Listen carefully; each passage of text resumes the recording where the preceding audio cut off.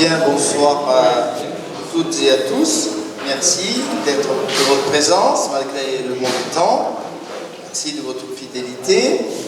Donc on est très heureux de vous accueillir pour cette seconde séance de l'année 2019-2020.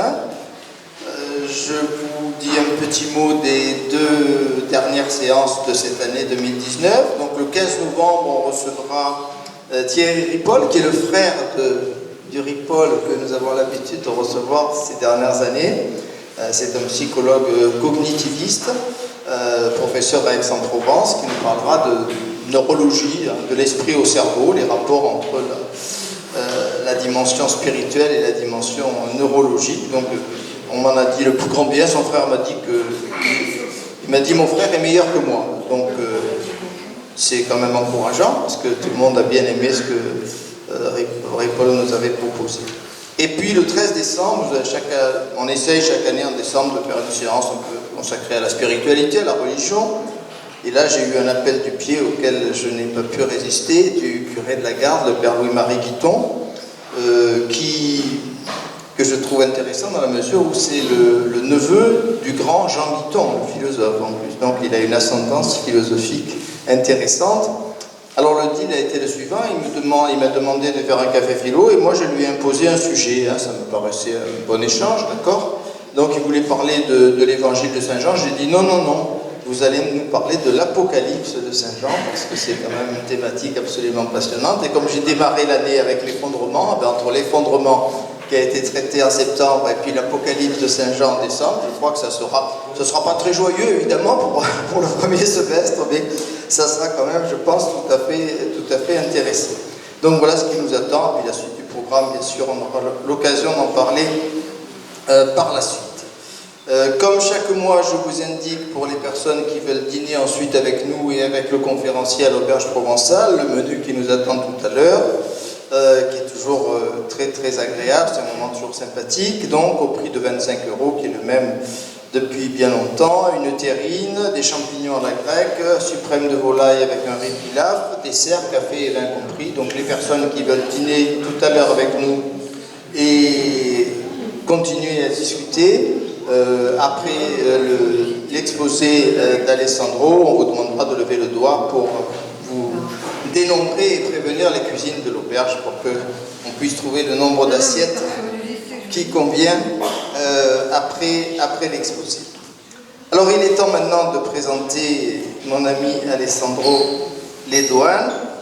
On s'est connus il y a 2 ans avec Alessandro. Il avait organisé à l'université de la Garde un très très beau colloque. Alessandro est agrégé d'italien. Il est maître de conférence à l'université de la Garde. Moi je l'appelle, de Toulon-la-Garde. Moi je l'appelle toujours Toulon-la-Garde. Maintenant c'est devenu l'université de Toulon. Je ne sais pas pourquoi la Garde est passée la trappe. Moi je proteste énergiquement chaque fois. Elle est quand même entièrement sur le territoire de la Garde. Bien, donc il avait organisé il y a 2 ans un très très beau colloque sur le complotisme. Et il avait appris, je ne sais pas par quel cheminement, que j'avais fait un café philo sur le sujet, et il a eu l'amabilité de m'inviter. C'était un très beau colloque international, il y avait des universitaires italiens, français. Ça a été une magnifique journée. Seul petit regret, c'est qu'il n'y a pas eu d'acte publié de ce colloque, ça l'aurait vraiment mérité. On a entendu de très belles choses au cours de cette journée.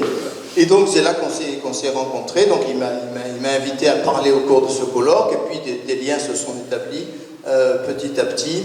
Et donc il m'a fait découvrir au printemps dernier un livre qui est un peu dans le prolongement de ce colloque qu'il avait organisé. Je lui ai demandé d'en apporter quelques exemplaires et je vous recommande cet ouvrage, Umberto Eco et les théories du complot. Ça se lit très très bien. Ça sera un prolongement intéressant pour ceux qui veulent creuser un petit peu ce qui va se dire ce soir. Bien sûr, il va nous présenter les grandes thèses qu'il a développées dans cet ouvrage, mais ceux qui veulent creuser un petit peu les choses, moi je vous recommande d'acquérir cet ouvrage et de vous le faire dédicacer tout à l'heure en fin de séance. Vous ne regretterez pas, c'est vraiment, moi je l'ai lu avec presque passion, je vais dire, cet ouvrage. Alors très très vite, sans déflorer le sujet, je dirais 2 ou 3 choses. Qu'est-ce qu'il y a de très très original dans ce livre? 2 ou 3 choses. La première, on a tous lu Umberto Eco. Je ne m'étais pas rendu compte que tous les livres d'Umberto Eco, c'est la conviction qu'on a quand on a lu le livre d'Alessandro, tournent autour du complotisme. Que le cimetière de Prague tourne autour du complotisme, c'est une évidence, hein, c'est l'histoire, le protocole des sages de Sion, il n'y a aucun doute.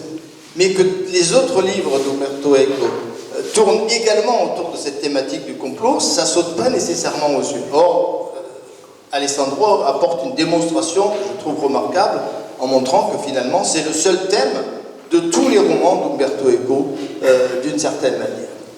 Et ensuite, il a une seconde originalité, c'est-à-dire que d'un côté, on sent une admiration, et qui n'admire pas Umberto Eco, c'est quand même un être hors du commun, on est tous des fans d'Umberto Eco, et en même temps, il prend des distances par rapport à Umberto Eco, parce qu'il considère, il va le dire beaucoup mieux que moi, que l'idée que les théories du complot prennent une extension considérable et qu'on est menacé par le discours complotiste, vous verrez qu'Alessandro ne partage pas tout à fait ce jugement et il se demande si cette façon de présenter les choses n'est pas une ruse de nos sociétés, une ruse des pouvoirs qui sont présents dans notre société pour faire oublier une autre irrationalité, peut-être plus grande encore que celle des complotistes, qui est l'irrationalité de notre organisation sociale, de notre système économique. Donc il y a tout un volet critique qui est extrêmement passionnant et je suis sûr que vous allez trouver un très très grand intérêt à écouter Alessandro et puis ensuite à échanger avec lui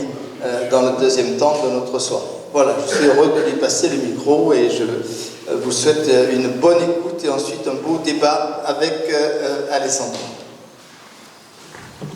Merci infiniment Philippe de cette belle présentation, merci à tout le public. Je suis ravi d'être là.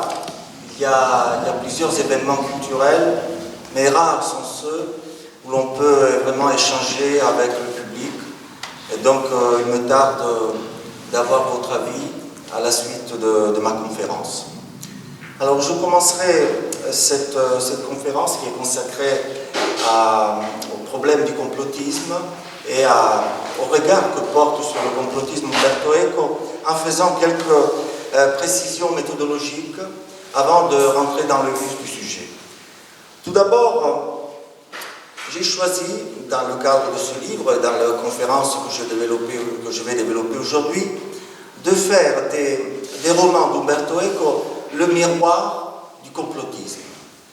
À savoir que mon choix a été celui d'interroger tous les romans d'Umberto Eco pour y chercher une explication d'un phénomène actuel qui est le complotisme. Il s'agit d'un pari relativement risqué, car vous le savez très bien, la fiction ne semble pas être un instrument de connaissance. La fiction ne semble servir qu'à agrémenter nos moments d'oisiveté. On lit un roman à la plage, sous le parasol, ou dans la salle d'attente d'une gare. Eh bien, moi, ce préjugé, je veux le combattre. Et parce que je suis persuadé que la fiction peut être un instrument de compréhension de la réalité. Certes, on ne trouve pas dans la fiction une représentation exacte de nos problèmes, mais on peut y trouver un reflet analogique des problèmes auxquels nous sommes confrontés dans la vie de tous les jours. Et à l'heure où la connaissance du réel est de plus en plus monopolisée par des soi-disant experts, il me semble important de redécouvrir la parole des écrivains. On peut dire que l'un des objectifs de cet ouvrage, de la conférence d'aujourd'hui, c'est en quelque sorte de rompre la même mise que les soi-disant experts exercent sur notre compréhension de la réalité, en mettant en valeur la littérature en tant qu'instrument de connaissance du réel. Alors, de ce choix, il découle une importante conséquence. C'est-à-dire que pour moi, interpréter un ouvrage ne signifie pas simplement faire état de la pensée de l'auteur interprété. Le problème avec Umberto Eco, c'est que, comme Philippe l'a rappelé, c'est un écrivain hyper connu et que l'on a tendance à adopter à l'égard de son œuvre une attitude presque hagiographique et trop respectueuse. Et Et la plupart des interprètes qui se sont penchés sur Umberto Eco, à mon sens, ne sont pas des interprètes.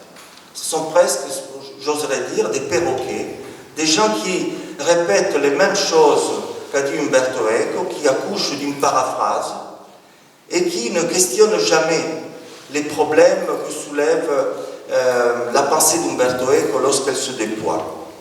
Selon moi, l'interprète doit en revanche poser des questions au texte qu'il interprète. Et c'est la raison pour laquelle un même texte peut donner lieu à plusieurs interprétations. C'est que les interprètes lui posent des questions différentes. Bien évidemment, les questions doivent être pertinentes. Je n'ai pas demandé à Umberto Eco de me livrer la recette des pâtes à la bolognaise. Non ?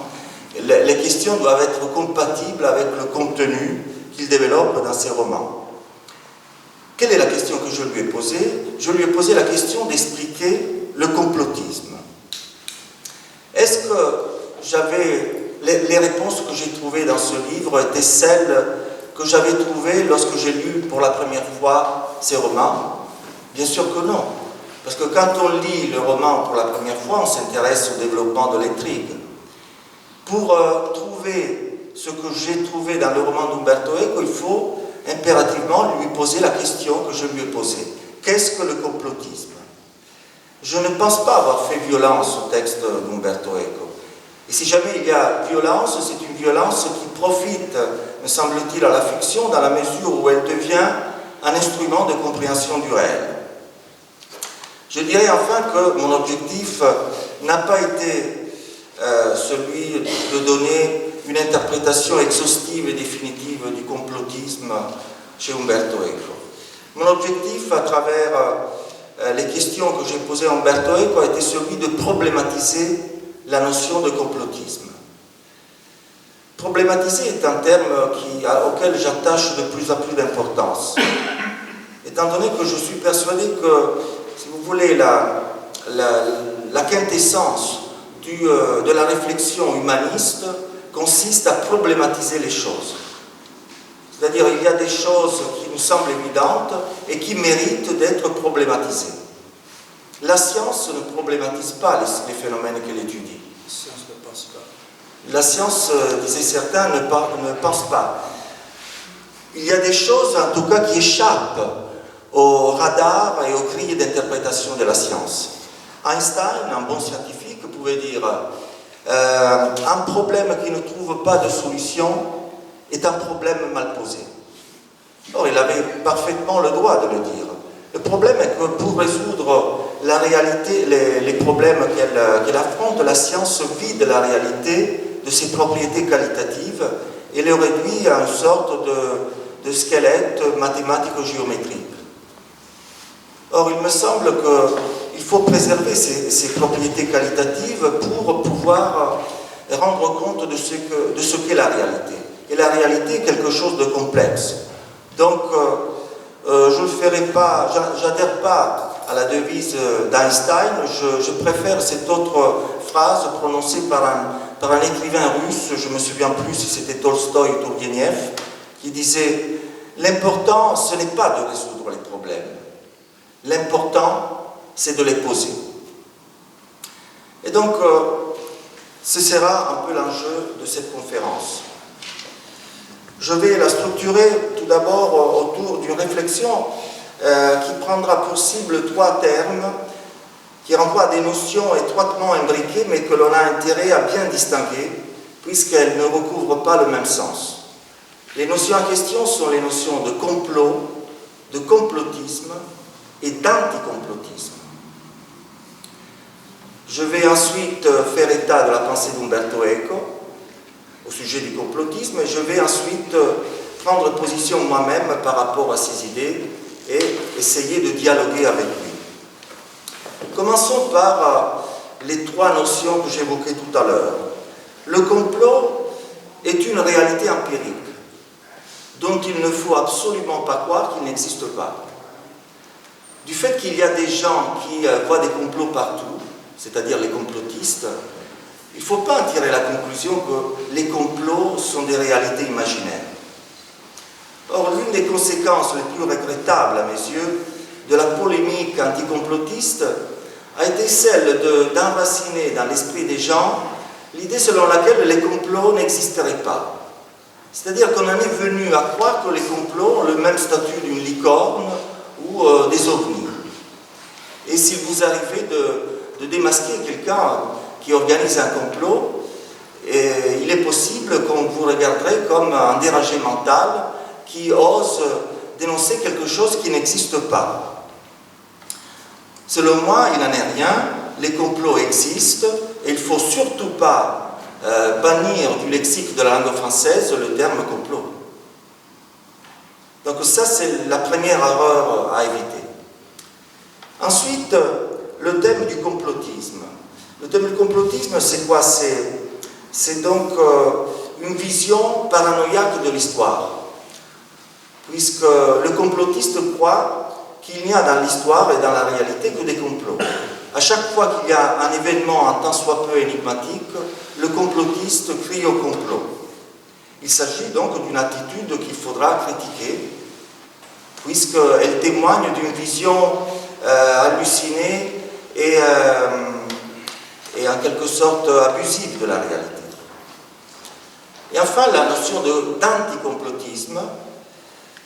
Il s'agit de l'opposition au complotisme, une opposition sacro-sainte, dès lors que, je viens de le dire, le complotisme est une aberration, mais il faudra se demander si cette opposition n'est pas une sorte de ruse, comme le disait Philippe tout à l'heure, dont use notre société pour détourner son attention des vrais problèmes, des vrais dysfonctionnements qui rendent problématique notre existence. J'ai l'impression que le complotisme, malgré tout, est un dysfonctionnement véniel de notre société. Et que même si l'on parvenait à éradiquer de toute la conscience collective l'idée d'un complot universel, eh bien on n'aurait même pas commencé à résoudre les vrais problèmes qui assombrissent notre existence. Je vais donc essayer d'approfondir ces trois notions avant de voir ce que pense Umberto Eco du complotisme. Alors, je définirai pour ma part le complot à partir de trois caractéristiques principales. Le complot est une action secrète, concertée et malveillante. Je la définis comme une action secrète puisque généralement ceux qui participent à un complot ne le font pas à la lumière du jour, ils agissent secrètement. Ensuite, elle est concertée puisque le complot généralement se réalise à plusieurs. Elle est malveillante puisqu'elle vise à nuire à quelqu'un ou au reste de la société. Or, ce genre d'actions ne sont pas quelque chose d'exceptionnel. L'histoire nous apprend qu'il y a toujours eu des complots, puisque l'être humain n'est pas fait pour agir de façon franche et transparente. Il y a toujours, me semble-t-il, dans notre manière d'agir, une part d'ombre. Et les complots représentent le reflet de cette opacité constitutive de la nature humaine. J'oserais presque dire que le complot est une sorte d'invariant anthropologique, attesté sous toutes les latitudes géographiques et historiques. Et donc, il ne faut surtout pas croire que les complots n'existent pas. En revanche, le complotisme, lui, est cette vision paranoïaque de la réalité qui reconnaît dans le complot la cause déterminante de tous les événements historiques. Si vous voulez, le complotisme est cette vision de la réalité qui érige le complot au rang de principe d'explication de toute l'histoire humaine. Le complotiste se comporte comme un médecin un peu borné et têtu qui diagnostiquerait toujours la même pathologie à ses patients. Il y a un patient qui se présente à lui en se plaignant d'avoir des problèmes à l'œil. Il lui dit arthrose oculaire. Un autre patient lui dit qu'il a des problèmes au cœur, arthrose cardiaque. Un autre lui dit qu'il a des problèmes au ventre, arthrose intestinale. Donc toujours le même diagnostic, et Et le complotiste fait la même chose. Lorsqu'il y a un événement un peu ambigu, un peu mystérieux, il évoque toujours le complot, l'existence d'un complot universel, l'existence d'une société secrète qui manipulerait tous les hommes en les rendant complices involontaires ou spectateurs passifs d'une action qui se réalise malgré eux, ou si vous voulez, d'une action qui se réalise avec leur concours, mais sans qu'ils aient conscience d'être manipulés. En quoi cette vision complotiste est irrecevable? Disons, elle est irrecevable parce qu'elle prétend qu'il y ait un lien de continuité entre l'intention et l'action humaine. Nous avons tous des intentions, mais lorsque nous nous efforçons de les réaliser, nous ne parvenons presque jamais au résultat escompté au départ. Et donc il est abusif de prétendre qu'il y ait des sociétés secrètes capables d'élaborer des plans qui se réalisent parfaitement sans jamais dériver des intentions de ceux qui les ont élaborées. C'est une vision utopiste de la réalité, c'est une vision naïve qui en tant que telle mérite d'être critiquée. Et l'anticomplotisme, justement, cet engagement critique à l'égard des croyances complotistes. Cet engagement est légitime dans la mesure où, on vient de le voir, le complotisme est une erreur. Mais peut-être il y a une raison supplémentaire qui motive cet engagement complotiste et qui lui confère en quelque sorte sa légitimité culturelle. C'est que l'histoire nous apprend que les complots, lorsqu'ils sont devenus des complots universels, lorsque l'idée du complot s'est bien répandue dans la société, eh bien ces idées complotistes ont été le lieu d'incubation d'une violence terrible, la violence totalitaire. Effectivement, si l'on y réfléchit bien, les pages les plus cruelles de l'histoire moderne ont toujours été anticipées par le développement de croyances complotistes. Le premier épisode est celui de la terreur jacobine, quand les jacobins ont répandu l'idée selon laquelle certains groupes sociaux seraient en train de comploter pour restaurer la monarchie. Eh bien, pour mener un terme à leur complot, beaucoup de personnes innocentes furent justiciées sur la place publique, et donc c'était le début de la terreur jacobine. Mais ce même événement, ce même enchaînement d'événements a caractérisé d'autres pages cruelles de l'histoire humaine, que l'on pense aux purges staliniennes, que l'on pense aux persécutions hitlériennes contre les Juifs. L'élément déclencheur de ces actes de violence a toujours été l'accusation adressée à certaines catégories sociales de comploter contre l'intérêt général de la Révolution, contre l'intérêt général de la nation. En quelque sorte, on peut dire que les régimes totalitaires exploitent les théories du complot pour se créer un alibi. Il s'agit de régimes utopiques qui ne parviennent pas à rendre heureux les gens, et pour s'excuser auprès de la société de ne pas parvenir à la rendre heureuse, eh bien on trouve des boucs émissaires et on les accuse de comploter contre l'intérêt général de la société. Et alors une violence se déclenche à l'égard de ces communautés qui ont été désignées comme coupables et complotistes. Et cette violence est celle que l'histoire moderne nous a transmise. Or, il s'agit là donc d'une inquiétude qu'il faut avoir lorsqu'on s'intéresse aux théories du complot. Maintenant, cette inquiétude est-elle encore d'actualité aujourd'hui? Est-ce que les personnes qui croient aujourd'hui aux théories du complot annoncent en quelque sorte un changement, un tournant totalitaire de notre société? Personnellement, je ne le crois pas. Je ne le crois pas parce qu'aujourd'hui, ceux qui croient aux théories du complot ne sont pas pas nécessairement ceux qui détiennent le pouvoir. Selon moi, comme je le dirai plus tard, les théories du complot sont la manière dont les victimes de notre société mondialisée essaient d'expliquer leur état de difficultés, les difficultés qu'ils rencontrent dans un monde dont ils ne maîtrisent plus le développement et dont ils subissent la cruauté qui s'exprime surtout sur le plan économique.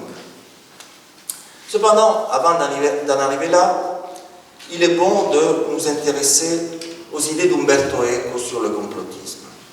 Qu'est-ce que le complotisme pour Umberto Eco? Eh bien, je dirais que pour lui, le complotisme est essentiellement un alibi auquel la société a recours pour essayer de justifier ses propres erreurs ou ses propres échecs. En quelque sorte, selon Umberto Eco, les hommes croiraient aux théories du complot pour se défausser face au mal qui est présent dans le monde. Les hommes du passé, lorsqu'il s'agissait d'expliquer la présence du mal dans le monde, avaient recours à l'idée de Dieu. Le mal est une punition qui s'abat sur l'homme pour le punir d'avoir transgressé la loi divine. C'est l'une des explications que l'on a pu donner de la présence du mal dans le monde. Cependant, que s'est-il passé avec le temps? L'idée de Dieu a été progressivement expulsée de l'imaginaire collectif. Et donc l'homme moderne ne peut plus avoir recours à Dieu pour expliquer la présence du mal dans le monde. Il doit en assumer en quelque sorte la responsabilité. Et selon Umberto Eco, ceux qui n'arrivent pas à assumer la responsabilité des erreurs qu'ils ont faites ou des torts qu'ils ont infligés aux autres ont tendance à croire à l'existence de mystérieuses sociétés secrètes tout-puissantes qui manipuleraient les hommes et donc leur feraient accomplir des choses qu'ils n'accompliraient pas spontanément. Vous comprenez que dans ce cas de figure, l'homme n'est plus responsable du mal qui existe dans le monde. Et donc, selon lui, les théories du complot sont à mettre en relation à l'implosion de l'idée de Dieu dans l'imaginaire occidental. Elle tend à combler le vide laissé dans notre imaginaire par l'idée de Dieu, puisque la société secrète devient responsable du mal que l'homme ne veut plus assumer, tout en étant responsable du mal qui existe dans le monde. Cela est donc l'interprétation que donne Umberto Eco du problème du complotisme. Ceci dit, Umberto Eco ne se limite pas à étudier le complotisme, il essaye de le critiquer. Donc ses romans sont une sorte de machine de guerre programmée pour décrédibiliser les théories du complot, pour dissuader ses lecteurs de la tentation d'y croire.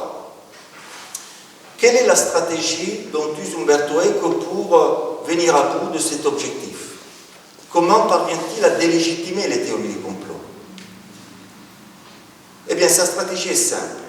Il les enveloppe d'irrationalité.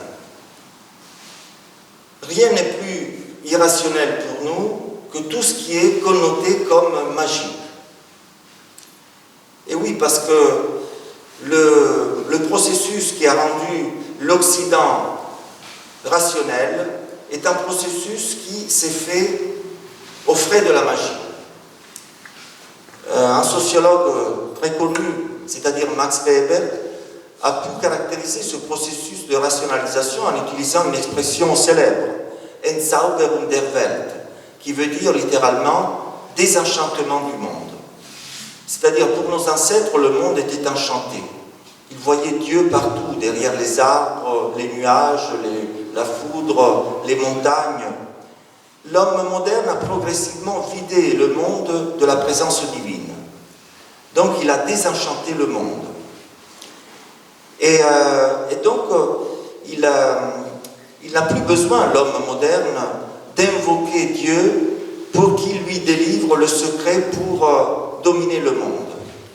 Et alors, la magie a cédé la place à la technique. Et nous sommes le résultat de ce changement culturel qui a permis à la technique de devenir ce principe qui gouverne l'histoire humaine. Eh bien, Umberto Eco, pour délégitimer le complot, il associe les théories complotistes à des croyances très anciennes de la pensée occidentale, des croyances qui étaient compromises avec la pensée magique. De cette manière-là, il parvient à jeter en quelque sorte le discrédit sur les théories du complot, puisqu'il montre qu'il y a un lien de continuité entre les stades pré-rationnels du développement de la pensée occidentale et les théories du complot.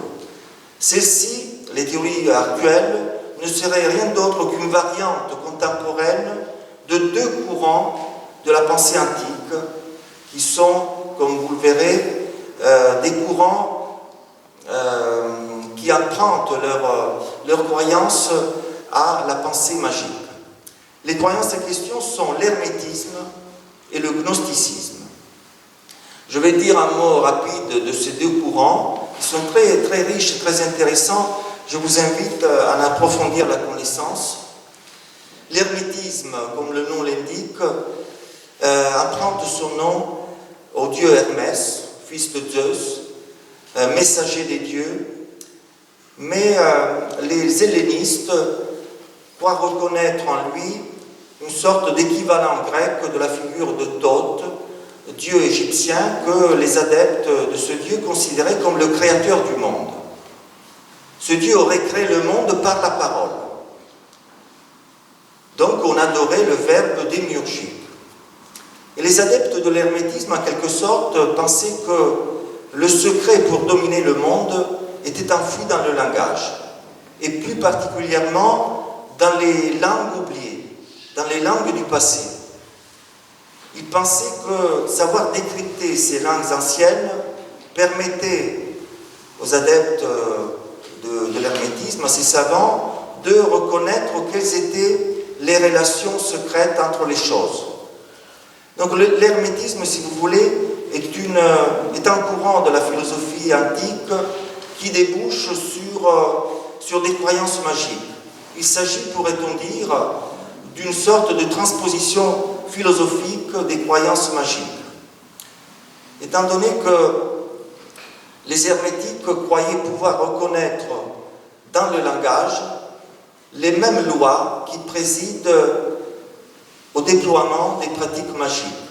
Ces lois sont de l'ordre de la similarité, du contraste et de la contiguïté.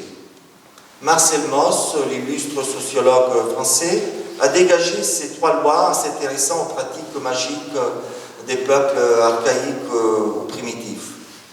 Et donc, il estimait effectivement que ces peuples prétendaient faire interagir deux choses qui sont distantes dans le temps et dans l'espace, en s'appuyant sur les liens de sympathie et d'antipathie qui existeraient entre les choses en question. Et l'hermétisme, en quelque sorte, est le reflet sur le plan philosophique de ces croyances-là. Et Umberto Eco, pour délégitimer dans ses propres romans les croyances complotistes, il entoure en quelque sorte les agissements des personnages qui succombent à la croyance d'un complot universel. Il les entoure de ces croyances empruntées à l'hermétisme. Donc il y a des personnages qui prétendent modeler l'histoire humaine, donc réaliser un complot, en interprétant un texte sacré, c'est ce qui se passe dans Le Nom de la Rose, ou en écrivant un roman, c'est ce qui se passe dans le 3e roman, L'île du jour d'avant, ou bien en inventant de toutes pièces des reliques et en créant des légendes autour de ces reliques, c'est ce qui se passe dans le roman intitulé Barthélemy. L'autre courant de la pensée antique dans lequel Umberto Eco puise son inspiration pour délégitimer le complotisme est le gnosticisme. Ce courant vient du mot gnos, qui en grec signifie connaissance.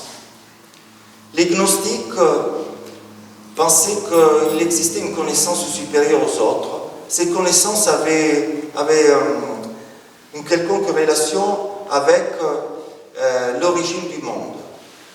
La gnose consistait à reconnaître que Dieu n'est pas nécessairement l'auteur du monde. Le monde n'a pas été créé par Dieu, il aurait été créé par un ange rebelle qui aurait façonné le monde à sa manière et qui aurait emprisonné une partie de Dieu à l'intérieur du monde. Dieu serait notamment présent à l'intérieur de certains hommes. Les gnostiques, en effet, pensaient qu'il existait deux catégories d'hommes. D'un côté, les pneumatiques, et de l'autre, les iliques. Alors, les pneumatiques ne sont pas, bien entendu, les ancêtres de M. Michelin. Non, ce sont des personnes qui détiennent en eux une étincelle divine. Le mot pneuma, en grec, désigne le souffle, métaphore pour dire l'âme divine. Et donc ces personnes-là seraient destinées à se sauver. Ils pourraient commettre les péchés les plus graves, ils sont prédestinés à se réconcilier avec Dieu, c'est-à-dire à réintégrer le plérum, le corps immatériel de Dieu. Les autres, les iliques, du grec ulé qui veut dire matière, ont une apparence humaine mais n'ont aucune âme à l'intérieur et donc sont destinés à disparaître avec la fin de leur vie terrestre. Eh bien, l'une des conséquences de ces croyances gnostiques qui ont nourri beaucoup de courants de la pensée antique et qui se retrouvent, vous le savez peut-être, dans l'hérésie par excellence qui s'est développée en France à la fin du Moyen-Âge, le catharisme. Les albigeois étaient des gnostiques. Ils croyaient à toutes ces croyances-là. Et l'une des conséquences les plus paradoxales de ces croyances gnostiques, c'est que celui qui a reçu cette révélation doit en quelque sorte désavouer le monde matériel. Il doit presque se faire complice de son autodestruction, puisque adorer le monde matériel signifie se faire complice de celui qui l'a créé, c'est-à-dire cet ange rebelle, le diable qui a créé le monde et qui a emprisonné Dieu à l'intérieur du monde. Donc il faudrait paradoxalement se faire complice de l'autodestruction du monde. Et Umberto Eco attribue à pas mal de ces personnages qui ont des attitudes complotistes des attitudes gnostiques. Il les rend complices d'un projet de destruction du monde. C'est ce qui se passe dans le cimetière de Prague, dans lequel le protagoniste, en quelque sorte, veut se faire complice non pas de la destruction du monde, mais de la destruction de l'ethnie, du peuple juif. Ou bien, on trouve dans d'autres romans, Le Pendule de Foucault, un personnage qui, lui, veut se suicider en quelque sorte, qui utilise le complot pour en finir avec sa propre vie, puisque sa mentalité gnostique lui fait détester la vie humaine. Donc vous voyez que vous le reconnaîtrez en relisant peut-être à la lumière de ces quelques remarques les romans d'Umberto Eco, vous reconnaîtrez des résonances hermétiques et gnostiques dans l'attitude de tous ces personnages. Ces résonances gnostiques et hermétiques ne sont pas là par hasard, ils visent à décrédibiliser ce que font ces personnages, ils visent à délégitimer leur attitude complotiste, et donc ils visent à dissuader le lecteur de succomber lui aussi aux croyances complotistes qui sont très répandues dans notre société. Maintenant, j'ai essayé de synthétiser le point de vue d'Umberto Eco sur le complotisme. Permettez-moi en conclusion de dire un mot sur ce que je pense moi du complotisme. Ce que je pense ne correspond pas nécessairement à ce que pense Umberto Eco, mais comme je l'ai dit tout à l'heure, je crois que l'interprète n'a pas à répéter tout simplement ce que dit l'auteur interprété. Il doit dialoguer avec lui, en laissant libre le lecteur ou le public de prendre lui aussi position librement face aux thèses opposées. Il n'y a pas dans le monde des personnes qui ont raison et d'autres qui ont tort. Je pense qu'on a vraiment intérêt à envisager les choses dans leur problématicité. Alors, quel est le bon point de vue sur le complotisme? Selon moi, ces croyances qui se sont développées autour de l'existence de plusieurs sociétés secrètes qui manipuleraient Les êtres humains sont le reflet d'un sentiment de dépossession que ressent l'être humain dans le contexte politique actuel. Notre société a l'impression de ne plus avoir la maîtrise de son destin. Et cette impression est paradoxale, puisque les croyances complotistes se développent au sein de sociétés qui sont démocratiques. Et comme le mot démocratie le déclare clairement, les sociétés en question devraient être les maîtres de leur destin politique. Or, en est-il vraiment le cas? Selon moi, le développement de ces croyances complotistes est donc le symptôme d'une crise de la démocratie actuelle. Pourquoi notre démocratie, selon moi, est en crise? Tout d'abord, je me pose des questions sur la pertinence du mot démocratie, puisque le modèle démocratique qui avait été conçu au 5e siècle avant Jésus-Christ à Athènes par Clisthène, ce législateur athénien qui nous a laissé en héritage la démocratie, ce modèle-là n'a rien à voir avec le modèle actuel. Les Athéniens avaient élaboré un modèle de démocratie directe. Tout d'abord, ils n'élisaient pas comme nous le faisons leurs représentants, ils les tiraient au sort. Les élus avaient un mandat qui durait 1 an, et après ce mandat, ils ne pouvaient pas être automatiquement réélus. Donc cela évitait que l'exercice de la politique soit confisqué par des spécialistes. Ça, c'était le premier objectif de Clisthène. Et ensuite, l'autre grande différence, c'est que les élus, lorsqu'ils travaillaient au sein de la Boulée, c'est-à-dire l'Assemblée athénienne où l'on élaborait les projets de loi, ces élus n'élaboraient pas des lois, comme le font les élus du peuple dans le cadre de nos démocraties parlementaires. Les élus athéniens élaboraient des projets de loi, des pro-boulema, c'est-à-dire des projets de loi qui devaient être soumis à l'aval, à l'approbation ou à la désapprobation du peuple, de l'Ecclésia qui se réunissait et qui donc avait une pleine maîtrise de son propre destin politique. Or, dans nos démocraties, est-ce que les élus consultent le peuple lorsqu'il s'agit de prendre des décisions importantes? Est-ce que les Français, par exemple, ont été consultés lorsqu'il s'est agi de faire la guerre en Libye? Est-ce qu'ils sont consultés lorsqu'il s'agit de vendre des armes à telle ou telle autre organisation politique, parfois même terroriste, comme c'était le cas en Syrie avec Al-Nusra, la branche syrienne d'Al-Qaïda, dans le but de renverser le dictateur syrien? Est-ce qu'on a consulté les Français pour choisir s'il faut, oui ou non, abolir l'impôt sur la fortune?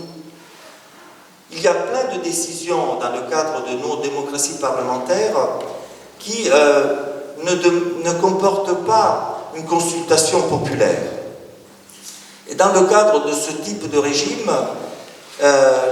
il est, à mon avis, tout à fait normal qu'une partie de la société ne se sente plus représentée et souffre de ne plus avoir la maîtrise de son destin politique. Et c'est dans ce contexte-là que certaines personnes essaient de donner une explication simpliste de ce manque de maîtrise politique. Elles se disent, si je n'ai plus la capacité d'influencer le cours politique de mon propre pays, tout en étant en démocratie, c'est que peut-être il existe des sociétés secrètes qui nous manipulent. Et c'est ce raisonnement simpliste qui est propice au développement de ces croyances que l'on appelle communément les théories du complot. Or, selon moi, il ne s'agit pas de résoudre le problème ainsi. Le problème vient du fait que, selon moi, les dirigeants politiques, depuis un certain nombre d'années, je dirais même depuis 1989, depuis l'écroulement du mur de Berlin, ont tendance à mettre au service leur pouvoir une logique qui est devenue dominante aujourd'hui dans le monde. Cette logique n'est autre que celle du capitalisme. Mais d'un capitalisme qui ne doit plus composer avec la social-démocratie, comme c'était encore le cas lorsqu'il y avait encore une alternative, pour ainsi dire, au communisme, c'est-à-dire l'Union soviétique et donc le communisme. Paradoxalement, le régime totalitaire des bolcheviks a profité davantage aux Occidentaux qu'aux Soviétiques, puisqu'il a obligé les dirigeants occidentaux à faire des concessions aux diverses catégories sociales, et donc à reconnaître aux retraités, aux étudiants, aux travailleurs, aux chômeurs des droits qui aujourd'hui sont en train d'être méthodiquement détruits, puisqu'on n'est plus dans le cadre d'une social-démocratie, mais dans le cadre d'une libérale-démocratie, dans laquelle les principes du capitalisme règnent en maître et les dirigeants politiques ne font que les seconder.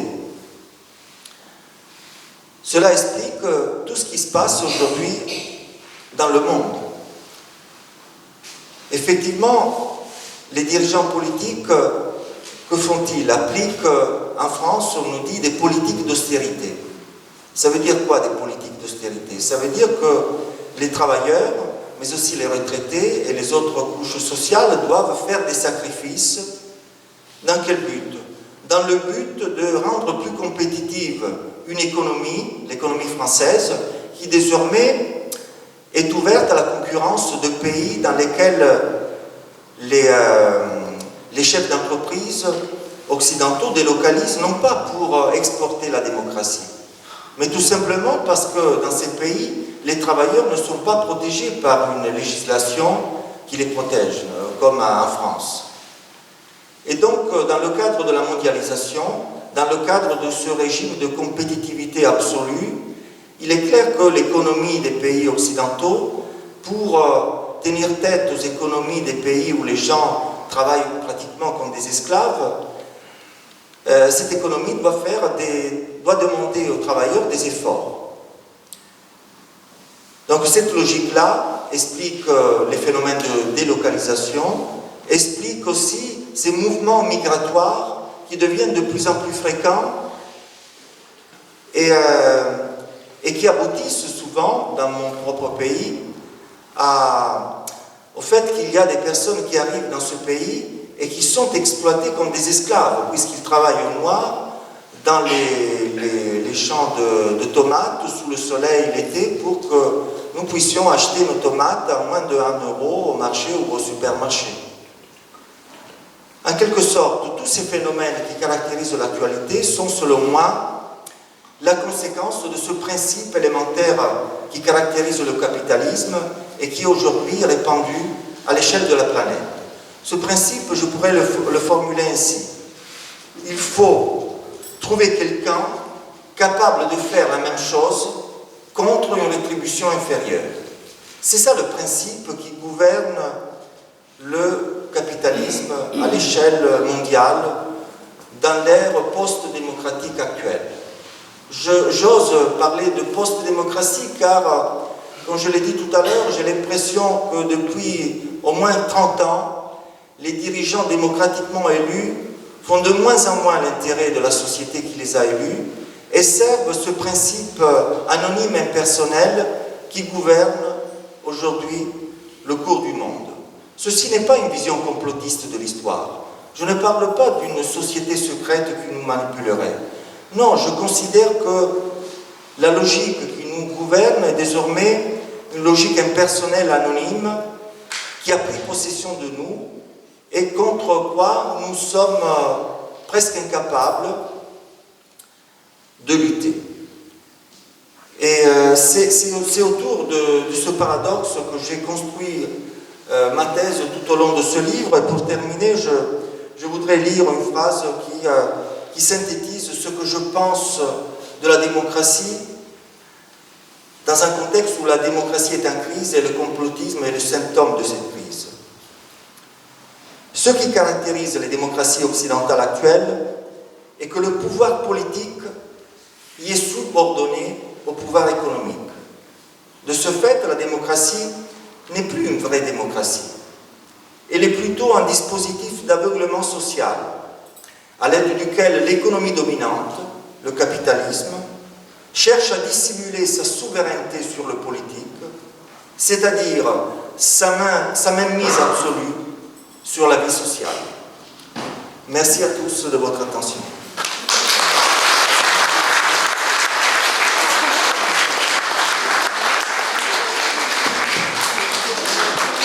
Merci Alessandro d'avoir réussi à synthétiser de façon remarquable tout ce que tu as développé dans ton livre.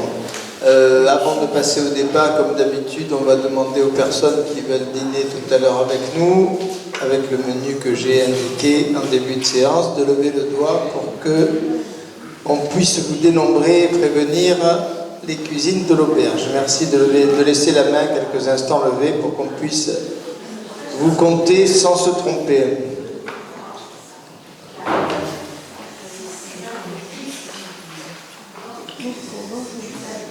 C'est bon, Brigitte? C'est OK? Il y a contestation sur le compte, ça c'est très grave. Non, c'est bon? Parfait. Bien. Donc je crois qu'il y a beaucoup de pistes qui ont été ouvertes. Je crois que Alessandro a parfaitement répondu aux pistes que j'avais repérées dans son ouvrage et dont il nous a proposé de décrypter, mais il a eu le mérite de respecter le temps de parole que j'accorde aux intervenants du Café Philo, donc il a été très elliptique sur un certain nombre de choses, donc on peut revenir à la fois sur l'interprétation qu'il nous donne des romans d'Umberto Eco, et puis aussi peut-être sur son analyse finale, avec laquelle on a le droit d'être en désaccord, on est dans un Café Philo, avec laquelle on a le droit d'être en parfait accord aussi. Donc la parole est à vous et j'espère que vous aurez beaucoup de questions à lui poser. Oui, cher ami. Vous avez donné une image du capitalisme qui me semble tout à fait juste, mais quel lien vous faites avec le complotisme par rapport à la démonstration que vous avez faite de l'aspect négatif du capitalisme mondial? Merci. Merci de cette question. C'est bien de lui poser cette question parce que c'est là-dessus qu'il est allé un peu vite pour respecter la montre. Et donc il faut que tu creuses un petit peu ça, oui, je crois. C'est important. Oui, disons que ma thèse est la suivante. Le capitalisme aujourd'hui est devenu le principe régulateur de notre vie sociale. Et dans ce contexte-là, il y a contradiction, si vous voulez, entre notre régime politique qui donne l'impression à notre société de pouvoir avoir la maîtrise de son destin, puisqu'on devrait pouvoir ajuster nos politiques aux intérêts des électeurs de la plupart de la société. Mais là, ce à quoi l'on assiste depuis une trentaine d'années, comme j'ai essayé de l'expliquer rapidement, c'est qu'on est passé de la social-démocratie à la libérale-démocratie. Et que les critères qui font qu'un homme politique au niveau national peut être réélu, ce sont des critères d'ordre économique. Et si un homme politique ne résout pas le problème du chômage, s'il n'assure pas un taux de croissance, s'il ne résout pas le problème du déficit, il a très peu de chances d'être réélu. C'est-à-dire les critères économiques d'ordre capitaliste sont devenus prédominants. Et dans ce contexte-là, la politique et la démocratie sont de moins en moins importants. C'est-à-dire ce qui fait fonctionner notre monde est de moins en moins, me semble-t-il, les principes qui devraient être au fondement de la démocratie. Tant et si bien que l'on demande de plus en plus de sacrifices à la société, que l'on réduit les retraites, que l'on réduit les salaires, que l'on demande aux gens de travailler le dimanche et de gagner moins et de travailler plus. Dans ces contextes-là, le capitalisme est devenu dominant. Et pour expliquer les difficultés que l'on rencontre à vivre dans un monde de ce type, qui est gouverné de plus en plus par des déterminismes économiques, j'ai l'impression que certaines couches sociales essaient de se donner une explication un peu simpliste. Ils se disent, nous sommes en démocratie, nous devrions avoir le pouvoir de gouverner notre propre vie. Si nous ne l'avons plus, ils ne se rendent pas compte de l'emprise qu'exerce désormais l'économie capitaliste sur notre mode de vie. Et ils cherchent une explication en admettant qu'il existe des sociétés secrètes, toutes puissantes, qui nous gouverneraient à notre insu, et que l'on peut appeler des noms les plus divers. Et à mon avis, c'est ce type d'explication qui induit certaines personnes à croire aux théories du complot. Ceci dit, il y a plein d'autres explications qui sont légitimes. Celle que je vous propose est juste l'une d'entre elles. Alors, je vais peut-être apporter une autre réponse. Enfin, je me mets à ta place, pardonne-moi, mais comme j'ai plus de recul par rapport à ce que tu as écrit que toi qui l'as écrit, je peux peut-être donner une explication peut-être un peu plus pédagogique.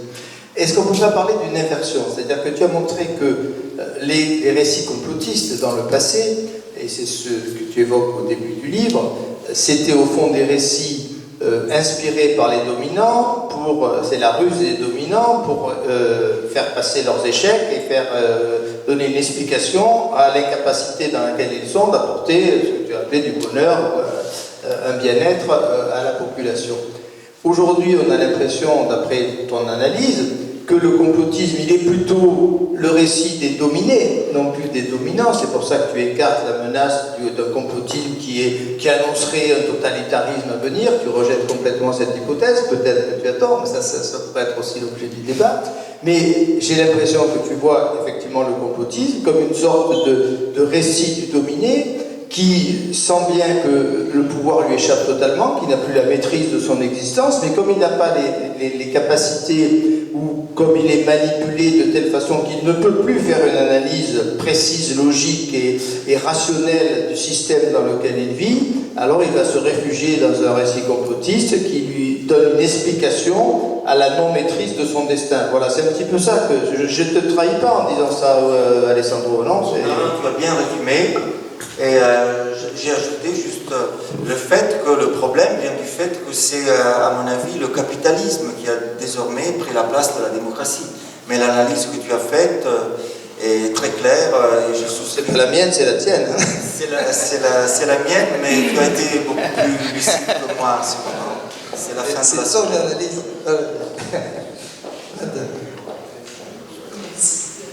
À vous entendre, monsieur, je vais peut-être dire une bêtise, mais voilà ce que j'ai cru comprendre, enfin, ce qui me vient à l'esprit, c'est que finalement, le complotisme, il est fabriqué par le capitalisme. Moi, j'ai ressenti ça, parce que quand vous avez décrit le travail, l'action du capitalisme, et vous avez dit à un moment donné, le complotisme, au début, vous avez dit le complotisme, j'y crois, et à la fin, vous avez dit non, ce n'est pas du complotisme. Enfin, le complotisme n'existe pas. Mais en fin de compte, quand vous avez décrit le capitalisme, moi, j'ai cru comprendre que finalement, il émane de là, le complotisme, de l'action négative du capitalisme contre le. Ah, c'est pas ce que je dis, j'ai peut-être dit une bêtise. Moi, j'ai ressenti ça. Moi, je crois que vous êtes. J'ai peut-être été encore insuffisamment pédagogue, parce que ce que me semble vouloir dire Alessandro, c'est que, bien sûr, il y a un lien, vous avez raison, si vous avez repéré un lien. Il y a complotisme parce qu'on a un système qui est au fond profondément irrationnel, c'est-à-dire qui se présente comme démocratie et qui est aux antipodes de la démocratie, c'est-à-dire qui est un système de domination qui nous a arraché la maîtrise complète de nos existences, de nos vies, de nos itinéraires. Et comme, bien entendu, on ne comprend pas ce qui on comprend ce qui nous arrive et ne comprenons pas ce qui nous arrive, on cherche une explication et comme la vraie explication, elle serait dans une analyse de ce pouvoir capitaliste qui mène nos vies sans qu'on soit capable de le repérer. Alors peut-être que, là je vais rebondir, est-ce que il y a quelque chose dont tu ne parles pas et j'aimerais que tu t'exprimes là-dessus. Est-ce que ce qui rend... pourquoi on a tant de mal à analyser le pouvoir capitaliste? Bon, il y a 1000 raisons. Mais il y a une raison que tu n'évoques pas. Et à mon avis, je pense qu'il faudrait l'évoquer. On a du mal à analyser le pouvoir capitaliste parce qu'on craint, en critiquant le capitalisme, de faire ressurgir la vieille lanterne totalitaire communiste. Autrement dit, on est dans un système binaire qui est, si je critique le capitalisme, alors je suis un sale communiste, et je ne veux pas être un sale communiste. Bon, pardonnez-moi l'expression, vous avez compris le langage que j'utilise. Donc, est-ce que l'opposé du capitalisme, enfin, l'opposé apparent, parce qu'en fait, peut-être que c'était, il aurait peut-être fallu appeler le communisme un capitalisme d'État, comme certains l'ont proposé, mais l'apparent opposé du capitalisme qui était le communisme et qui a donné naissance à des sociétés monstrueuses, n'ayons pas peur de le dire, avec des millions et des millions de morts, est-ce que l'existence de ce système ne rend pas délicate aujourd'hui une critique du capitalisme?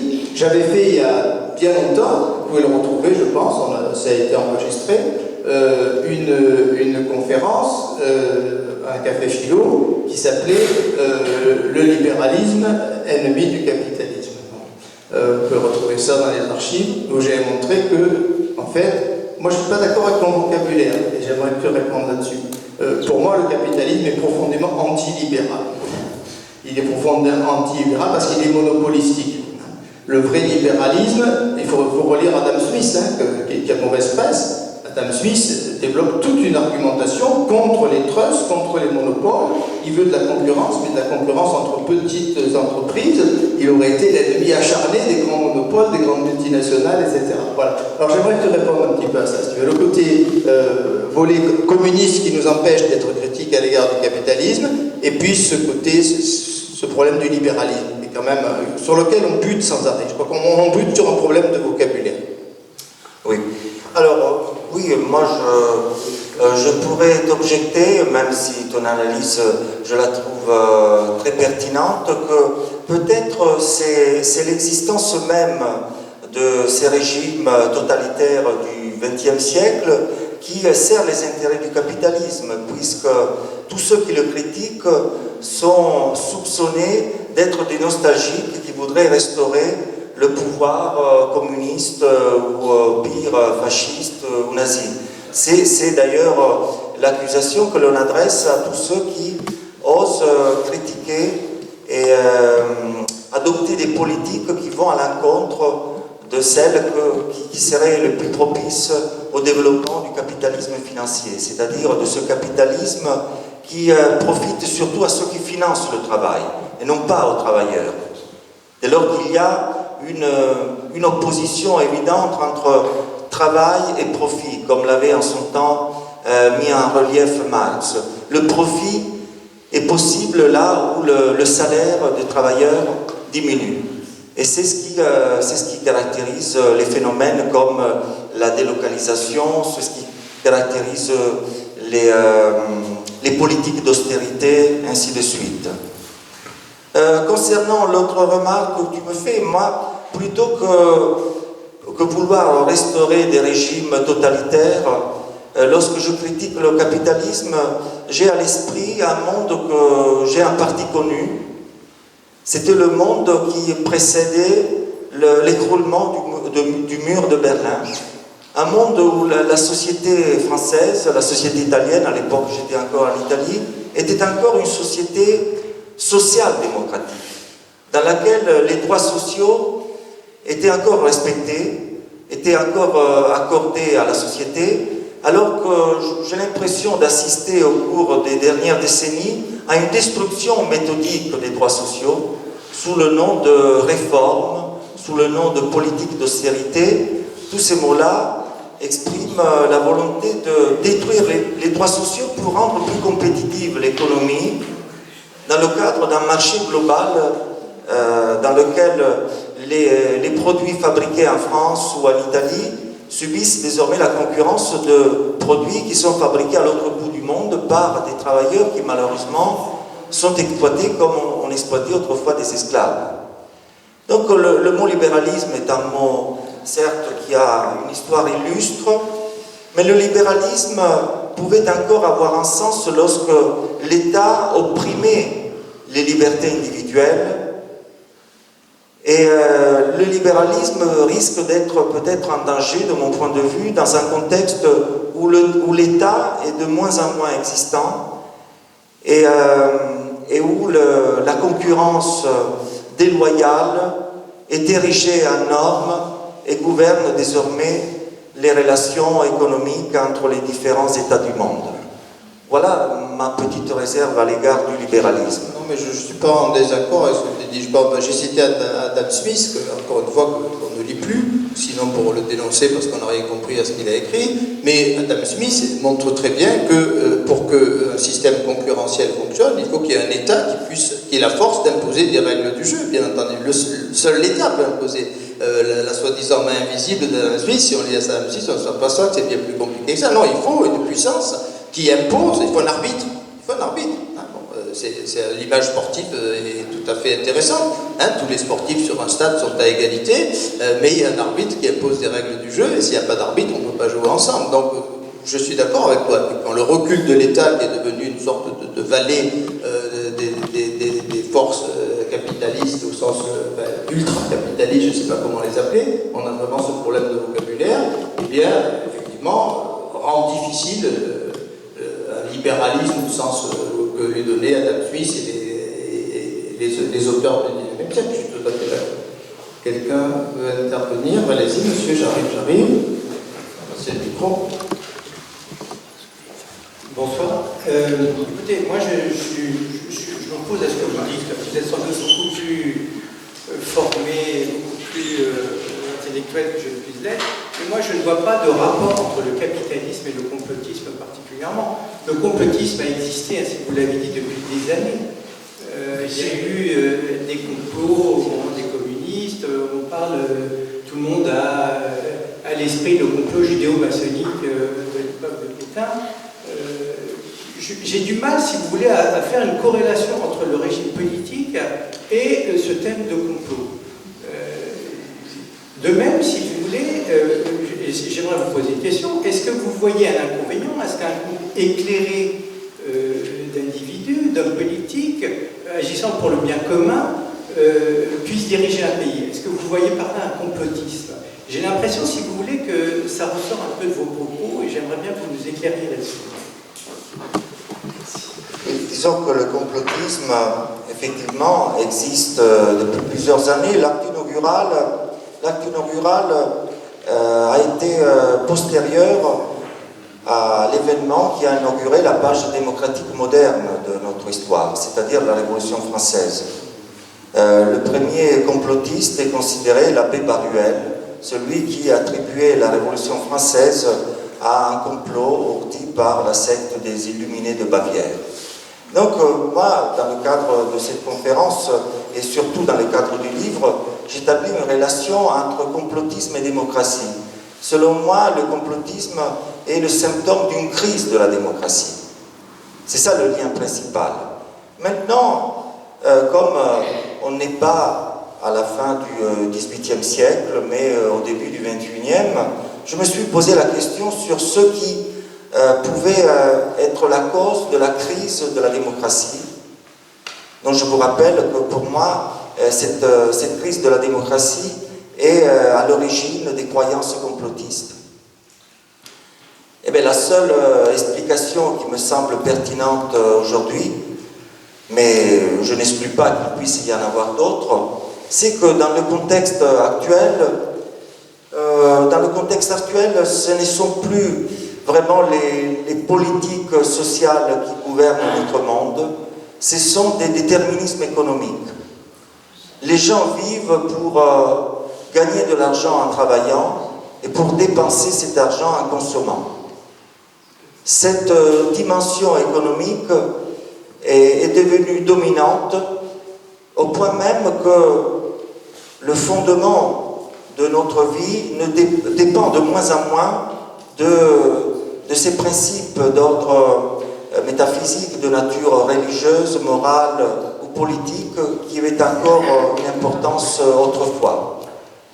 J'ai l'impression, et je l'ai écrit peut-être de façon provocatoire dans l'introduction de mon ouvrage, que la démocratie et l'ensemble des croyances qui définissent notre vision de politique remplissent une fonction presque spectaculaire. C'est un spectacle que nous jouons pour nous persuader d'être encore dans la démocratie et pour éviter de reconnaître que désormais ce sont des déterminismes économiques, des réflexes économiques qui nous poussent à produire et consommer de façon outrancière, puisque si nous ne le faisions pas, tout le monde dans lequel nous vivons s'effondrerait. Donc c'est ça le lien que je vois entre la démocratie et le capitalisme. Je dénonce le fait que le capitalisme a pris la place de la démocratie. Et que la démocratie est là pour nous faire croire qu'il n'en est rien, que tout continue comme auparavant, qu'il y a un lien de continuité entre le monde contemporain et le monde du passé. Là où je suis persuadé que notre société est un modèle inédit de gestion du social. C'est un modèle dans lequel les gens définissent leur identité par rapport aux choses qu'ils achètent ou qu'ils peuvent acheter, et non pas, comme c'était encore vrai autrefois, par rapport à des croyances politiques, morales ou religieuses auxquelles ils pouvaient adhérer. Aujourd'hui, la devise de l'homme contemporain, c'est « je consomme, donc je suis ». Et l'actuel président de la République, un jour, avait eu un lapsus. Donc, en parlant de lapsus, je veux dire qu'il a fait une erreur. Donc, je lui tiens par rigueur de l'avoir faite. Mais un jour, il avait dit, dans une gare, on rencontre plusieurs personnes. Certaines personnes ont réussi et d'autres, a-t-il ajouté, ne sont rien. Il aurait dû dire, et s'il avait pris le temps de réfléchir, bien entendu, il aurait sûrement dit qu'il y a des personnes qui n'ont rien. Mais là, le mot lui a échappé, c'est un lapsus révélateur, non pas nécessairement de ce qu'il pense, mais de ce que pense, à mon avis, un peu toute notre société. Une société dans laquelle vous êtes quelqu'un si vous avez les moyens de signifier que vous êtes quelqu'un par le biais des choses que vous achetez. Et non pas par le biais des idées morales, politiques ou autres auxquelles vous pouvez adhérer. Et ça, c'est relativement nouveau dans l'histoire humaine. C'est une véritable révolution anthropologique, celle à laquelle on assiste de plus en plus. Puisqu'à ma connaissance, toutes les sociétés du passé définissaient leur propre identité par rapport à des valeurs morales, politiques ou religieuses. Ces valeurs, certes, existent encore aujourd'hui, mais ce sont des coquilles vides. Puisque, je le répète, j'ai l'impression que les gens définissent de plus en plus ce qu'ils sont par leur pouvoir d'achat. Nous sommes une société dans laquelle les différences sociales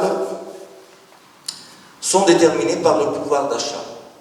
Et dans ce contexte-là, dominé donc par ces réflexes d'ordre économique, les gens n'ont plus la maîtrise de leur destin politique. Et l'hypothèse que j'ai émise est que pour expliquer ce sentiment de désarroi, ils ont tendance à croire qu'il y a des sociétés secrètes qui les manipulent. Voilà le diagnostic que je porte à l'égard de ce malaise démocratique dont la cause principale aujourd'hui, mais pas toujours, aujourd'hui me semble l'ultracapitalisme contemporain. Je ne sais pas si j'ai essayé de répondre. C'est plus clair pour vous, c'est plus clair. D'autres interventions? Moi j'ai encore des questions à lui poser, mais allez-y monsieur. Vous ne pouvez pas prendre la parole? Oui, bonjour, bonsoir, merci. Je trouve que vous avez une vision assez réductrice du complot. Vous le datez sur une période assez courte. Moi j'ai plutôt l'impression que le complot existe depuis la nuit des temps. Je pense qu'il est inhérent à la nature humaine. À partir du moment où on forme société, il y a toujours dans une société quelques individus qui vont secrètement essayer de faire avancer leurs idées ou leurs intérêts. Et donc voilà, le complot est né. Vous disiez tout à l'heure, la définition du complot, c'était un groupe de personnes, c'était du secret, en vue de faire quelque chose de malveillant. Mais je pense que cette forme de malveillance, elle est toujours derrière au service d'un dessein, de quelque chose. Quand on assassine Jules César, on est un groupe d'hommes, on agit en secret et on le tue. Donc voilà nos 3 critères. Mais derrière, pourquoi? Parce qu'il considérait que César était un tyran. Donc je pense que le principe du complot, et donc des complotistes, ça existe, parce que c'est complètement inhérent à la nature humaine. Donc des complots, on a dû en avoir quand on courait le guigou derrière les bestioles, voilà, dans les temps immémoriaux. Il y en a eu dans le Rome antique, il y en a eu dans la Grèce, il y en a eu au XVe siècle, il y en a eu tout le temps des complots, il y en a toujours eu des complots. Et je suis tout à fait d'accord avec vous en ce qui concerne le fait que nous ne soyons plus vraiment en démocratie. Il y a un abus de langage considérable, démocratia, on est bien d'accord, on n'est plus du tout. Dans le meilleur des cas, on serait dans une plutocratie. Je rappelle que 90% des médias sont détenus par 10 personnes en France. Donc une fois qu'on s'est informé avec Cyril Hanouna et qu'on a regardé les infos, on a des infos sur la météo, sur le PSG, sur des choses super importantes. Après, on va nous faire pleurer sur un chien écrasé ou un petit enfant, ou je sais pas, comment il s'appelle le bonhomme qui a tué toute sa famille, qu'on a retrouvé là, ça nous a bien amusé ça aussi. Donc ce que je veux dire, c'est que le fait, effectivement, que nous ne soyons plus vraiment en démocratie, qu'on perde complètement le sens de notre destin, renforce le sentiment d'être complètement dépossédé de notre pouvoir de citoyen, de décider de notre destin commun. Et donc forcément, on doit pouvoir voir des complots partout. Mais des complots, il y en a partout. Moi, régulièrement, je fais des complots au sein de ma famille, avec mon fils aîné, pour arriver à faire comprendre à maman qu'il faut autoriser le petit dernier à pouvoir aller faire une virée en boîte. Voilà. Et dans cette perspective, on est dans une perte complète de notre pouvoir de citoyen. Qu'est-ce que vous pensez d'Étienne Chouard? Étienne Chouard, qui justement... Ah, bon, très bien. Et le comité Rouel et de Natacha Borloni, bienvenue dans le pire des mondes. Écoutez, là, je ne saurais pas répondre à ces questions. D'accord. Mais concernant les remarques que vous avez faites tout à l'heure, vous avez dit, vous étiez d'accord avec moi dans la première partie, dans la deuxième partie de votre réflexion, que je souscris pleinement, mais me semble-t-il, même dans la première, vous étiez d'accord avec moi, dans la mesure où, moi aussi, j'ai dit que le complot est un invariant anthropologique. Oui, il y a toujours eu du complot tu l'as dans dit, l'histoire humaine. Et j'ai bien distingué entre complot et complotisme. Peut-être j'ai parlé trop vite, vous l'avez pas saisi, mais c'est tout à fait pertinent et on est tout à fait d'accord sur les choses qui concernent la distinction entre complot et complotisme et sur l'existence d'un rapport entre la crise de la démocratie et le complotisme. Là, je suis entièrement d'accord avec votre remarque. Je regrette de ne pas m'être exprimé clairement de manière à vous convaincre que même dans la première partie de votre réflexion, j'étais entièrement d'accord avec vous, puisque c'est exactement ce que je crois avoir dit. Il faudrait peut-être faire un distinguo, mais il est difficile et il est complexe, et tu le fais, je crois, en partie, entre ceux qui complotent, c'est un peu ce dont on a parlé, toujours eu des gens qui ont comploté dans les sociétés, et tu as dit, je pense, c'était un peu injuste, monsieur, de lui dire que parce qu'il a dit que c'était dans la nature humaine et que ça avait toujours existé. Bon, après, il a peut-être fait une autre analyse, mais il a dit ce que vous avez dit au début, il a dit, je crois, assez nettement dans son début. Peut-être faire le distinguo entre ceux qui complotent, ceux qui produisent une théorie complotiste, un schéma complotiste, un discours complotiste, et ça c'est très compliqué parce qu'on ne sait jamais vraiment qui a produit la théorie complotiste. Est-ce que c'est une création collective, comme le mythe a été sans doute une création collective dans les sociétés archaïques? Est-ce que c'est une minorité d'hommes qui bâtit un récit complotiste? Et puis, une troisième catégorie, qui est ceux qui adhèrent à une théorie du complot. C'est-à-dire, à mon avis, c'est plutôt de cela dont tu parles. C'est-à-dire que tu te demandes pourquoi, aujourd'hui, il y a un certain nombre d'individus qui adhèrent au récit complotiste, et ta réponse, c'est que ces individus-là se ressentent qu'ils ont perdu la main sur leur destinée, et comme ils ne sont pas capables de faire l'analyse qui leur permettait de comprendre pourquoi ils ont perdu la main sur leur destinée, eh bien, ils ils se réfugient dans ces discours qui leur donnent une réponse qui imparfaite, une réponse délirante, mais qui leur donne une explication. Comme dit mon ami Nietzsche, dont je regrette qu'on ne mette plus, c'est ma faute, le portrait là, qui nous accompagnait dans les cafés philo depuis des années, mais on va essayer de retrouver, il est quelque part dans les caves de l'auberge. Notre ami Nietzsche nous accompagnait chaque mois. Nietzsche dit, dans la généalogie de la morale, que l'homme préfère le non-sens plutôt que l'absence de sens. C'est-à-dire qu'on a besoin d'une explication, quelle qu'elle soit. Je veux une explication, même si elle est folle, même si elle est délirante, une explication, quelle qu'elle soit, m'apaise, me rassure, me donne l'impression que je suis sorti de l'impasse dans laquelle je me trouvais. Donc, je crois qu'il faut peut-être faire cette distinction, je ne sais pas si tu en es d'accord, entre ceux qui adhèrent au récit complotiste, ceux qui complotent et ceux qui produisent peut-être les théories complotistes. Et dans le cimetière de Prague, je crois que Umberto Eco se passionne au fond pour ceux qui ont produit le discours. Il y a toute cette enquête tout au long sur le protocole des sages de Sion, qui est quand même un des grands récits complotistes du XXe siècle. Il faut quand même savoir que ces protocoles des sages de Sion, qui sont un faux notoire, que tout le monde sait, on connaît l'histoire exacte des protocoles des sages de Sion, que Hitler avait découvert en prison, et qui ont joué un rôle très important dans le développement du nazisme. Il y a quand même des pays du monde qui réimpriment et vendent à tour de bras les protocoles des sages de Sion, ce sont les pays du Moyen-Orient. Les protocoles des sages de Sion sont dans les pays du Moyen-Orient et dans les pays du Maghreb et dans les pays de la Méditerranée orientale. On adhère complètement et on est persuadé que le protocole des sages de Sion sont de récits véridiques, qu'il y a vraiment un complot juif mondial et que du même coup, il n'y a plus qu'un petit pas à franchir pour dire. Donc là, c'est peut-être là que je fais séparer un petit peu de toi. Je ne suis pas aussi certain que les totalitarismes soient derrière nous, c'est-à-dire que le récit complotiste ne pourrait pas être le moteur d'un nouveau totalitarisme qui pourrait peut-être être le totalitarisme islamiste, mais là, évidemment, je m'aventure sur un terrain dont je comprends qu'il est un peu glissant.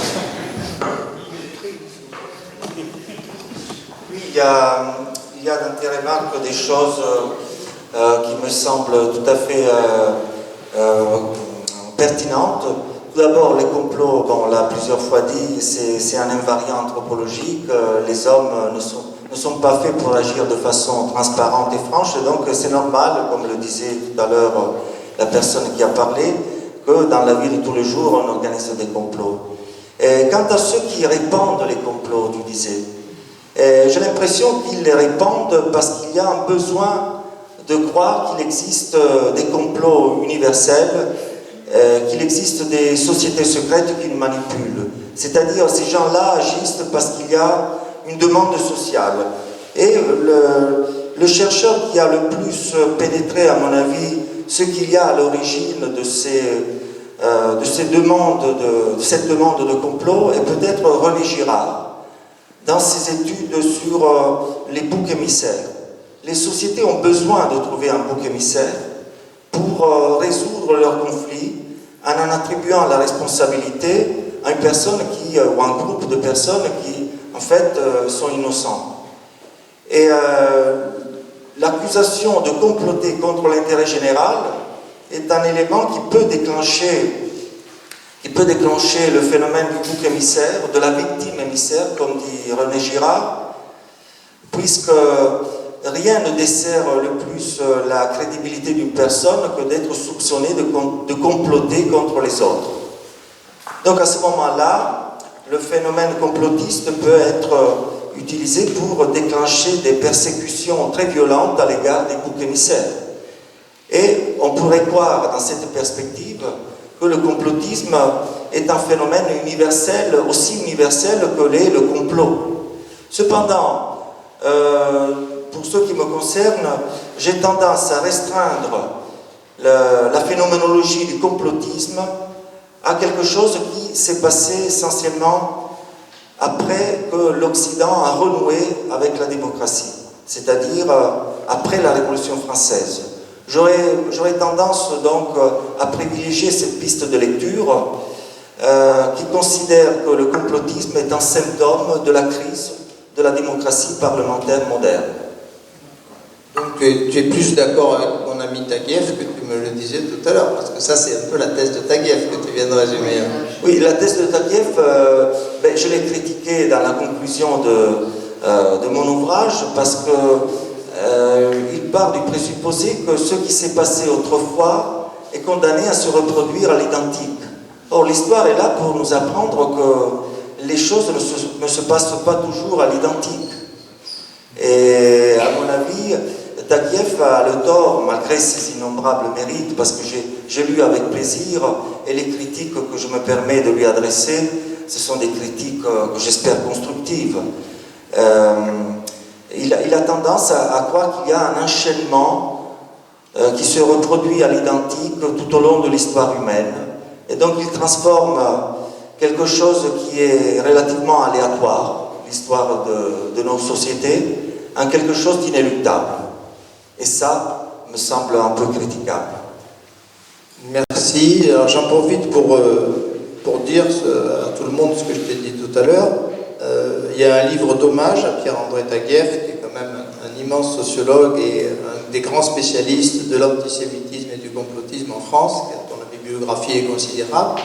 Donc on m'a demandé de participer, et j'ai bien sûr dit oui avec enthousiasme, à un bouquin d'hommage à Pierre-André Taguieff qui va sortir ou qui est déjà sorti, enfin c'est imminent. Et dans ce livre, vous voyez, non pas le hasard, mais la synchronicité, diront certains, j'ai écrit un article qui s'appelle « Du nazisme comme complotisme réussi ». Réussi entre guillemets. Dans lequel j'essaye de montrer qu'un élément majeur du nazisme, c'est justement l'histoire des protocoles des sages de Sion, c'est l'idée qu'il y a un complot juif mondial, et que c'est ce récit complotiste qui a permis la réussite, entre guillemets, bien sûr, du nazisme, qui explique en grande partie l'Holocauste, et voilà, j'ai développé cette thématique dans cet ouvrage que vous trouverez bientôt en librairie. Alors, je voudrais rajouter un mot, si personne ne veut... Quel exemple pourrait-on avoir aujourd'hui d'un complot qui pourrait être nuisible pour la société? C'est-à-dire d'un complot qui pourrait être... D'un complot qu'on connaîtrait aujourd'hui. Ah ben là, je crois qu'il y a répétition. Moi, l'élément le plus visible, c'est celui que je signalais tout à l'heure. Je ne sais pas si Alessandro est d'accord avec ça. Moi, je suis quand même très très perturbé par le fait que le protocole des sages de Sion est réédité sans cesse, et que le premier qui a réédité et diffusé en Égypte les protocoles des sages de Sion, c'est le fondateur des frères musulmans, dont le petit-fils connaît des péripéties que tout le monde connaît, sexuelles, qui lui ont valu la prison.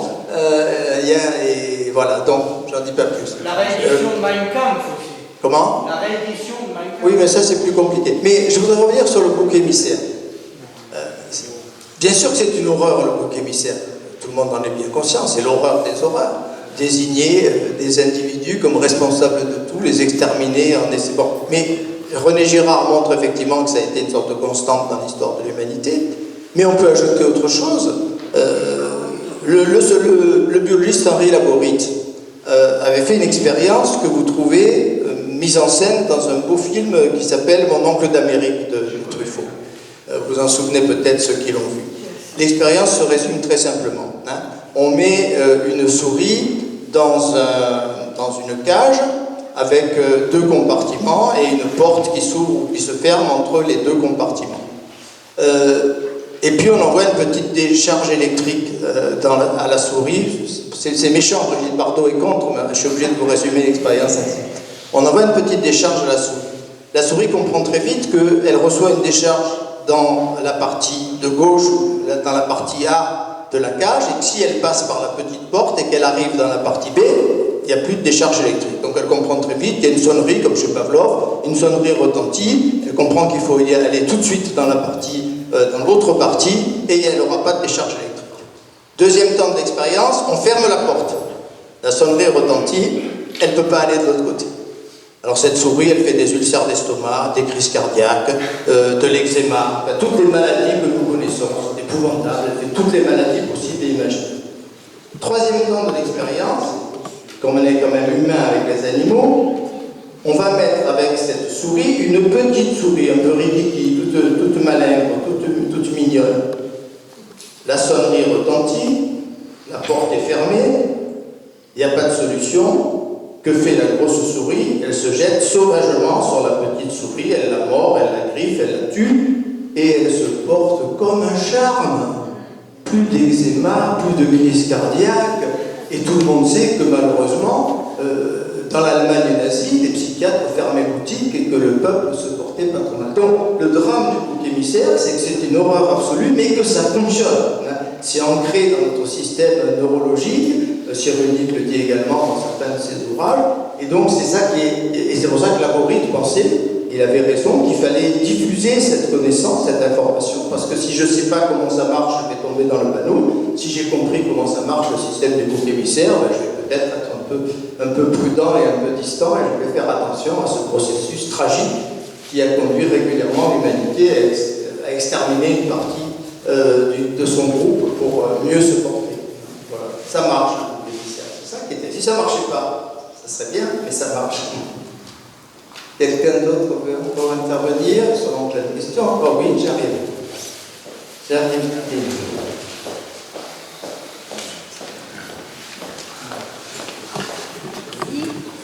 Merci beaucoup pour ce très bel exposé. Je suis d'accord avec vous déjà, on l'a dit. Mais alors, bon, je suis un peu ignorante sur Umberto Eco parce qu'il y a longtemps que je l'ai lu, voilà. Et je me demande si, à propos du complotisme, il invoque le mot de la raison humaine. Est-ce que ça existe dans ses écrits? En quoi la raison, qui fait partie quand même d'une chose très partagée, plus ou moins, mais bon, partagée quand même. Donc, est-ce que ça joue un rôle quelque part? Oui, absolument. Selon Umberto Eco, justement, le complotisme est une forme d'irrationalité. C'est-à-dire, c'est une forme de désaveu de la raison humaine. Les complotistes ne sont pas des êtres rationnels, puisqu'ils transgressent les principes élémentaires qui structurent la raison humaine. Et donc, effectivement, le premier chapitre de mon ouvrage s'intitule, pour aller dans le sens de votre remarque, le complotisme et le rationalisme. Je montre qu'Umberto Eco utilise justement la notion de rationalisme pour critiquer le complotisme. Le problème est qu'à mon sens, il a tendance à calquer la rationalité grecque dont il part pour commencer à déconstruire la notion de complotisme sur la rationalité mathématique et scientifique qui est plutôt moderne. Et je me permets, dans le premier chapitre, de dénoncer ce court-circuit que fait Umberto Eco entre deux formes de rationalisme qui mériteraient d'être nettement séparées. La rationalité moderne, celle de la science, est essentiellement une rationalité mathématique qui vide les choses de leurs propriétés qualitatives et ne retient d'elles que les aspects quantitatifs. Galilée disait par exemple que le livre de la nature est écrit en langage mathématique et que ses caractères sont les triangles, les cercles et les autres figures géométriques. Cette vision-là du rationalisme est celle qui a donné naissance à la science moderne, mais il existe une autre forme de rationalisme. Le rationalisme grec, le rationalisme de Platon, d'Aristote, de Socrate, était un rationalisme différent. Tout d'abord, il n'y avait pas que les aspects quantitatifs, mathématiques, géométriques qui l'emportaient.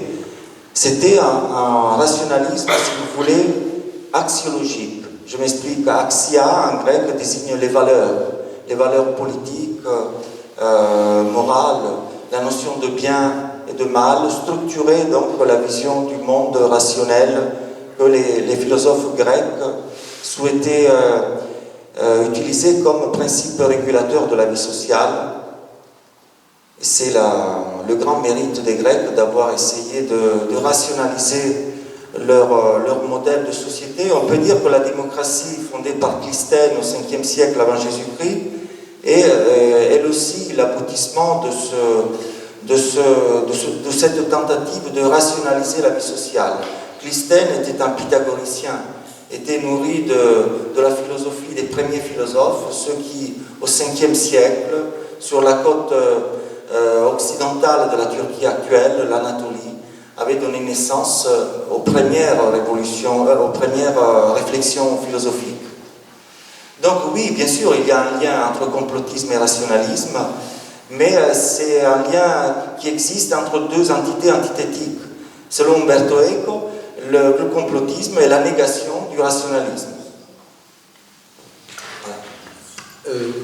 Deux choses par rapport à ce que tu viens de dire. La première, il y a une phrase de Goya que tous les profs de philo ont donné comme sujet de disserte à leurs élèves un jour ou l'autre. Le sommeil de la raison engendre des monstres. Deuxième remarque, tu me réjouis, mon cher Alessandro, parce que ce que tu viens d'évoquer à travers les deux époques de la rationalité, c'est la thèse que défendait mon regretté maître Dominique Janicot dans un très beau livre que tu n'as peut-être pas lu, qui s'appelle La puissance du rationnel. Janicot, au départ, quand j'étais son étudiant, était heideggerien, donc il partageait cette thèse de Heidegger, qu'il y a une forme de rationalité qui est catastrophique, qui nous a conduit vers le saccage de la nature, etc. Bien. Et puis Janicot a pris ses distances vis-à-vis de Heidegger, et parce qu'effectivement, ce qui est un peu gênant chez Heidegger, c'est qu'on a l'impression que pour sortir de l'impasse dans laquelle on est, il faut jeter la raison, il faut trouver une autre voie que la raison, et là Janicot n'était plus du tout d'accord. Et donc, dans la puissance du rationnel, il évoque cette idée, il développe cette thèse, au fond, d'une rationalité que tu viens d'évoquer, qui est la rationalité grecque, une rationalité qui était beaucoup plus souple, beaucoup plus ouverte, qui laissait sa place peut-être à la littérature, au théâtre, à l'art. Et puis, ce qui s'est passé au XVIIe siècle, effectivement, avec Descartes et Galilée, d'une rationalité beaucoup plus étroite, dogmatique, qui a vidé le monde de ses qualités, qui a parlé du qualitatif dans ton exposé, et c'est cette rationalité-là, c'est cette seconde rationalité qui a conduit au désastre que nous connaissons, c'est-à-dire au saccage de la nature et peut-être à la déshumanisation et à tout ce que nous connaissons aujourd'hui. Donc, je crois que mon ami Janicot aurait été enchanté de t'entendre dire ce que tu as dit tout à l'heure. Oui, alors, troisième remarque, et dernière, lorsque les théories du complot se répandent dans toute une société, on a l'impression que la raison se volatilise, c'est-à-dire qu'il n'y a plus de raison du tout. Et là où Umberto Eco est assez remarquable, c'est que quand on lit le cimetière de Prague, on ne rencontre pas un seul être rationnel dans les 400 pages de ce gros livre, il n'y a que des fous, je m'exprime simplement, mais il n'y a plus, la raison a disparu. Et lorsque les théories du complot pénètrent vraiment le peuple, la raison a disparu et aucun discours rationnel n'a la puissance d'éradiquer le complotisme quand il atteint ce degré de puissance et d'adhésion de l'ensemble de la population. J'aimerais savoir ce que tu penses de ce dernier point. Oui, c'est l'une des formes à travers lesquelles se manifeste cette crise de la raison qui caractérise notre société. Elle se manifeste sous la forme complotiste pour les raisons que tu as bien su illustrer en parlant du cimetière de Prague, mais elle se manifeste aussi sous d'autres formes, dont peut-être celle que j'avais évoquée tout à l'heure. Il me semble que s'il est vrai que la rationalité grecque était fondée sur des valeurs, sur le bien et le mal, aujourd'hui on souffre justement de l'implosion de ces valeurs qui ne sont plus les principes régulateurs de notre vie sociale, dans la mesure où l'identité humaine est de plus en plus quelque chose que nous déclinons à partir des biens et des services que nous achetons sur le marché. C'est l'une des formes d'irrationalité peut-être la plus flagrante de notre époque. Le complotisme en est une autre. Mais nous sommes effectivement rentrés dans une époque où la raison est entrée en crise. Notre modèle de société est tout à fait irrationnel. Et peut-être l'engagement anticomplotiste est certes sacro-saint, Mais s'il s'agit de le faire au nom du modèle de société qui est aujourd'hui dominant, il faut dire, comme je le rappelle dans la 4e de couverture, que peut-être au nom de quoi on condamne aujourd'hui les théories du complot est peut-être plus irrationnel encore que l'irrationalité qu'il dénonce. C'est une très belle phrase. Bon, l'heure a tourné. Je vous rappelle que Alessandro a apporté quelques ouvrages. Encore une fois, je vous recommande cette lecture parce que c'est un livre important, intéressant, et qui va vous replonger en même temps dans les romans d'Umberto Eco avec une approche tout à fait religieuse. Très bonne soirée à tous.